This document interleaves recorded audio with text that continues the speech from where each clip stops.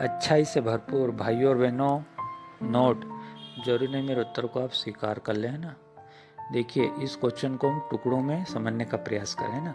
पहला इसमें क्वेश्चन है, जब अच्छाई है तो बुराई है ना। कहने का तात्पर्य है कि दुनिया में कोई भी संपूर्ण नहीं है ना, ना व्यक्ति, वस्तु, स्थान, है ना।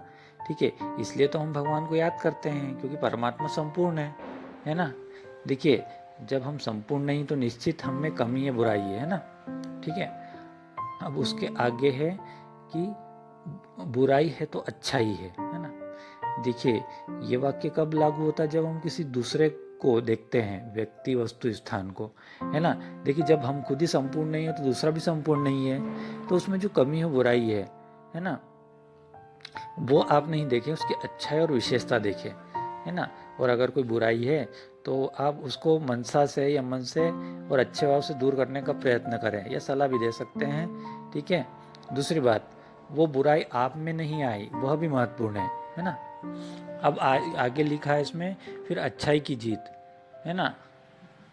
अच्छाई की जीत इसलिए है कि देखिए क्या है, मनुष्य आत्मा को निश्चित रूप से सच्चाई और सत्यता ही पसंद है ना, उसको वही अच्छी लगती है ना। अब इसमें आगे लिखा है बुराई की हार, है ना। देखिए, इसलिए मनुष्य को बुराई, और उससे क्या होता है, वो गलत कर्म करता है बुराई से, है ना। इसलिए इस देश में ना कानून बनाए गए हैं, है ना। ठीक है, आपको पता है कि संपूर्ण सत्यता सत्युग और त्रेता में रहती है ना। ठीक है, आपने सुना होगा कि वहाँ पे कभी किसी भी घरों में ताले नहीं लगाए जाते थे, है ना। दूसरा, वहाँ पे शेर और गाय एक ही घाट पे पानी पीते थे, है ना, माने वहाँ हिंसा नहीं होती थी, है ना। इसलिए आप सतयुग में और त्रेता में न कानून, है ना, न पुलिस, न कोर्ट, न जेल होती थी, है ना। अब लास्ट में ये है कि जब ये अच्छाई बुरा एक दूसरे हैं तो इसके पूरक हैं, है ना, और ये एक दूसरों के बिना अधूरे हैं, तो क्या करें।